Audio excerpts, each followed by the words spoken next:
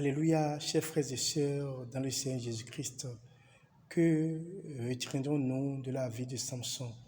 Comme nous l'avons développé dans les numéros précédents, nous qui sommes élus de Dieu, nous qui sommes hommes de Dieu, nous qui sommes prophétesses ou pasteurs ou évêques, nous avons une mission donnée sur cette terre des vivants. Oui, tu as une mission donnée et puis j'ai une mission donnée sur la terre des vivants. Aujourd'hui, l'Éternel a donné peut-être à chacun de nous des interdits. Peut-être tu as des interdictions, moi j'ai aussi mes interdits.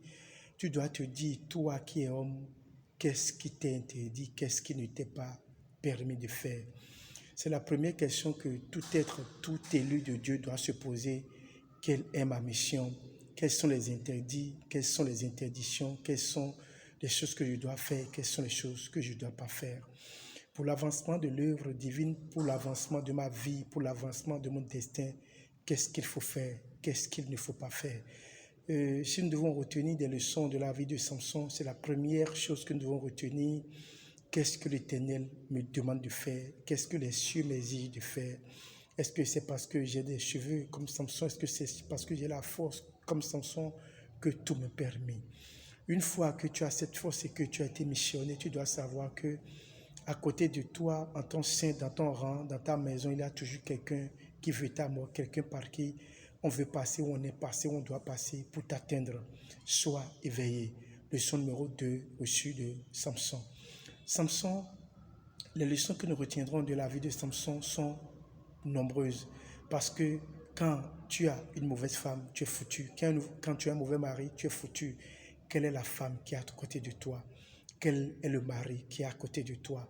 Ce sont des questionnements, ce sont des questions que tout homme, tout être humain, tout élu doit se poser. Qui est ma femme? Qui est mon élu?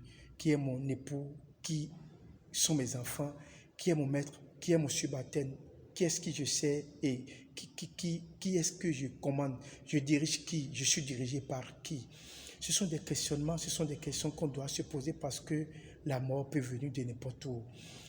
Delilah a vendu Samson parce qu'on lui a proposé de l'argent. Mais la leçon que nous avons retenue aussi de la vie de Samson, c'est que, quoi qu'il arrive, l'Éternel accomplit toujours sa mission.